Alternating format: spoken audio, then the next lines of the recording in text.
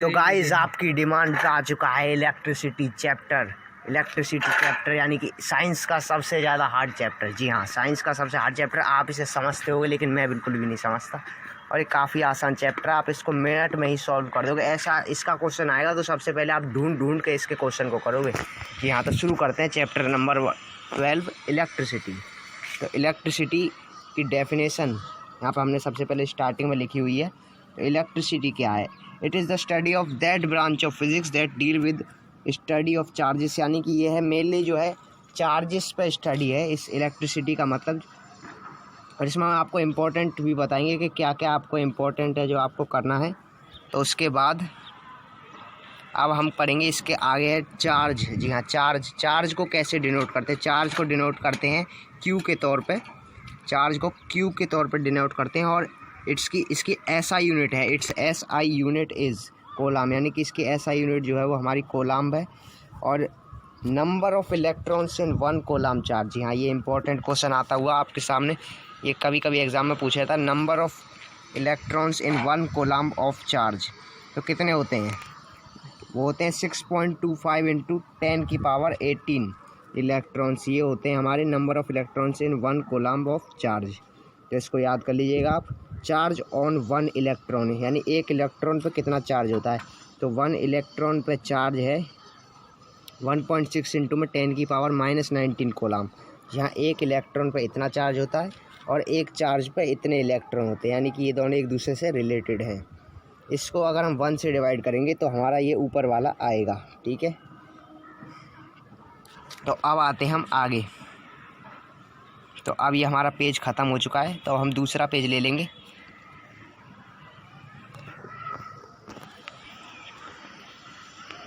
तो अगला जो हमारा आता हुआ है वो है करंट। जी हाँ, अगला टॉपिक हमारा current.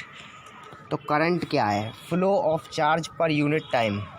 Flow of charge per unit time. जी हाँ, ये करंट की डेफिनेशन है, flow of charge per unit time. तो इसकी एसआई यूनिट जो है वो है एम्पेयर। एम्पेयर इसकी एसआई यूनिट है। और इसको कैसे मेज़र करते हैं? इसको एम मीटर के द्वारा मेज़र किया जाता है। एम मीटर के द्वारा मेज़र किया जाता है इसको। और इसका फॉर्मूला है, इम्पोर्टेंट फॉर्मूला है ये, I=Q/T। यानी ये करंट वाला पार्ट ये काफ़ी इंपॉर्टेंट है, इसको आप कर लीजिएगा ढंग से। I=Q/T इसका फॉर्मूला है। तो आगे हमारा अगला टॉपिक आता है एम मीटर। जी हाँ, एम मीटर जिसकी हम स्टडी कर रहे हैं। Ammeter it has low resistance. ये इसका एक पॉइंट हो गया एक तरीके से, 1-2 मार्क्स का अगर ये आ जाए तो आप लिख सकते हैं इट हैज़ लो रेजिस्टेंस, ये एक इसका पॉइंट हो गया। ऑलवेज कनेक्टेड इन सीरीज़, यानी कि एम मीटर को कनेक्टेड इन सीरीज़ किया जाता है हमेशा ऐसे करके, और यहाँ पे बीच में ए इसका कुछ सिंबल होता है, ऐसे इसको कनेक्ट किया जाता है सीरीज़ में। और पोटेंशियल डिफरेंस, यानी कि पोटेंशियल डिफरेंस हमारा अगला टॉपिक है। तो पोटेंशियल डिफरेंस में क्या होता है?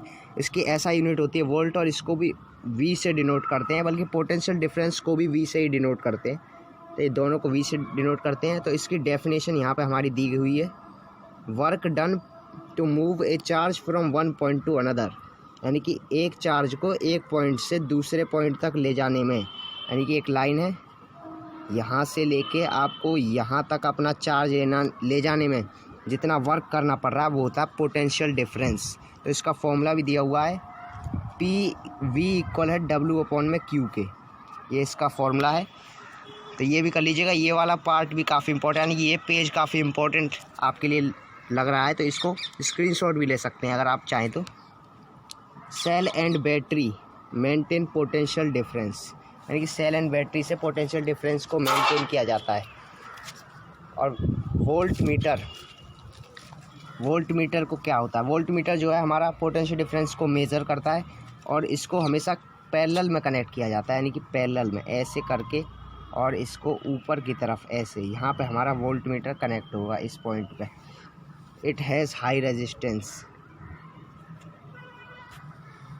इट हैज़ हाई रेजिस्टेंस, यानी कि इसकी रेजिस्टेंस जो है वो काफ़ी ज़्यादा होती है। तो यहाँ पे हमारे बैटरी की स्पेलिंग आप देख रहे होंगे, इसमें जो है थोड़ी मिस्टेक हो गई है, पर इसको इग्नोर कीजिए। बैटरी की स्पेलिंग आपको तो आती होगी, तो कर लीजिएगा। अब इसके आगे हमारा अगला पेज स्टार्ट हो जाता है। इसके आगे क्या होगा? इसके आगे हमारा है सबसे मोस्ट इम्पॉर्टेंट क्वेश्चन। जी हाँ, वर्ल्ड फेमस ओम्स लॉ जी हाँ, ये सबसे मोस्ट इम्पोर्टेंट क्वेश्चन है। थोड़ी मिस्टेक हो गई यहाँ पे।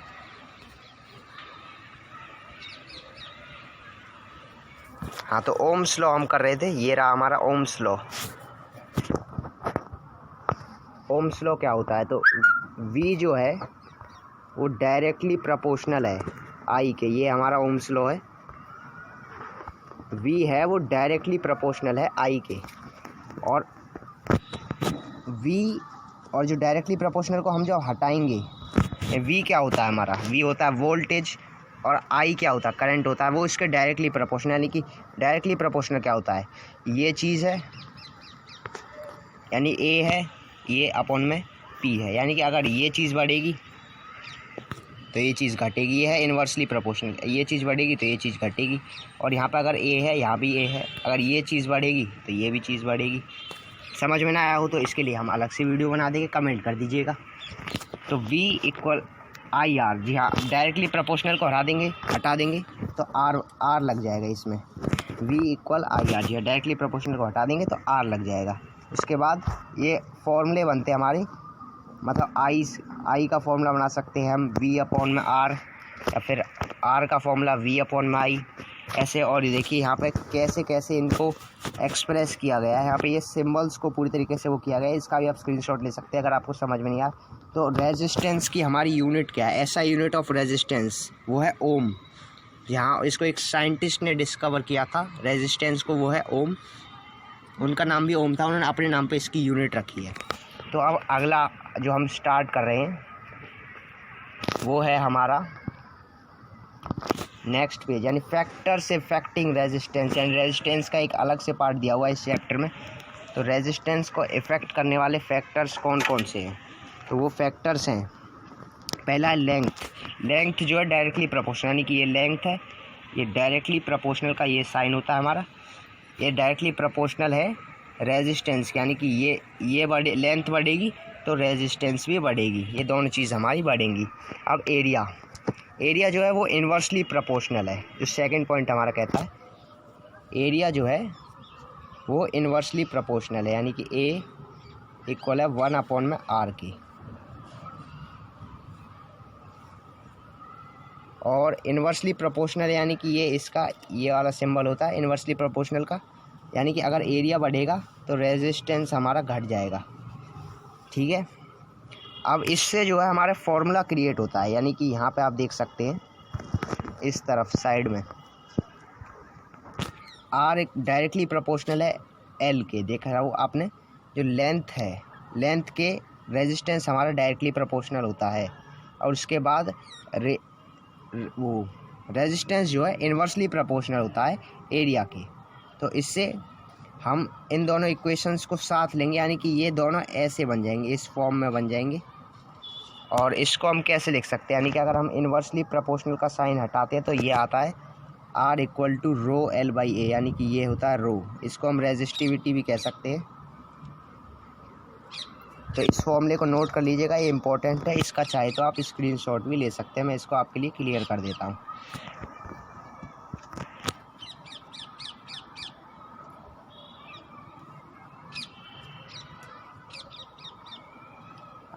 तो अब यहाँ पे और फार्मूलाज आ चुके हैं आपके लिए। तो ये कुछ फॉर्मूले हैं इंपॉर्टेंट, इनको आप याद कर लेंगे, ये आपको यूज़ होने वाले हैं, आपके न्यूमेरिकल्स होते हैं उसमें। तो एनर्जी का फॉर्मूला पावर इनटू में टाइम, जी हाँ, एनर्जी का फॉर्मूला है पावर इनटू में टाइम। और जो इनकी ऐसा यूनिट्स हैं, एनर्जी की होती है वाट, इसको हम W से डिनोट करते हैं। पावर की जो होती है वो होती है जूल, इसको हम J से डिनोट करते हैं। और टाइम की जो होती है वो होती है हमारी सेकेंड, टाइम की जो हमारी सेकेंड होती है। अब फिर पावर का फॉर्मूला आता है हमारा VI, यानी कि पावर इक्वल है वो पोटेंशियल डिफरेंस इनटू में, यानी वोल्टेज इनटू में करंट के, यानी पावर का फॉर्मूला ये बन चुका है। पावर के जो 3 फॉर्मूले होते हैं जैसा कि आप देख पा रहे होंगे। तो यहाँ पे पावर का दूसरा फॉर्मूला I²R। तो ये फॉर्मूला हमारा कैसा बना, तो पावर इक्वल होता है VI के, यानी कि पावर हमारा VI के इक्वल होता है। तो अगर V की जगह हम IR पुट कर देंगे, यानी कि V इक्वल IR होता है हमारा, V इक्वल होता है IR के।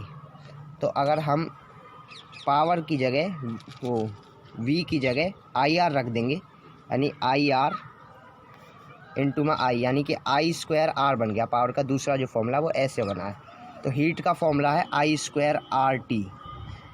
I²RT जो है हीट का एक फॉर्मूला है। ये फॉर्मूला भी इम्पोर्टेंट है, ये भी काफ़ी क्वेश्चंस में न्यूमेरिकल्स में आपका जो है यूज़ हो जाता है। तो पावर का एक और फॉर्मूला यहाँ पे सामने आता हुआ, वर्क अपॉन में टाइम। जी हाँ, वर्क अपॉन में टाइम। तो वर्क डन पर सेकंड को भी हम पावर कह सकते हैं। तो ये वर्क को हम कैसे डिनोट करते हैं? वर्क को हम जो है जूल से डिनोट करते हैं, और पावर को भी जो है हम जूल से डिनोट करते हैं। तो पावर की यूनिट होती है जूल पर सेकंड। पावर की यूनिट होती है जूल पर सेकंड, ठीक है। और जो एनर्जी की यूनिट होती है वो होती है किलोवाट पर आवर। तो आपका ये चैप्टर जो है ख़त्म हो चुका है। तो अगर आपको ये वीडियो पसंद आई हो तो लाइक करें और चैनल को सब्सक्राइब करना ना भूलें। और जो भी आपको नहीं समझ में आया तो आप कमेंट करके वो हमें बता सकते हैं। और ये इलेक्ट्रिसिटी आपका इम्पोर्टेंट चैप्टर हमने काफ़ी जल्दी कवर करके आपका ख़त्म कर दिया है। तो इसको आप क्विक रिवीजन भी कह सकते हैं, लेकिन ये हमने आपको पूरी तरीके से समझा दिया है। तो आपको अगर इसके फॉर्मूले के ऊपर एक अलग वीडियो चाहिए हो या फिर इसके लिए अलग वीडियो चाहिए हो तो आपको इस समय कमेंट करके बता सकते हैं। और हमारी नई वीडियो आने वाली नरेशन के ऊपर नई वीडियो आने वाली है, उसके लिए वेट करें और उसको आने पे उसको भी अपना प्यार दें बढ़िया सा। तो थैंक यू।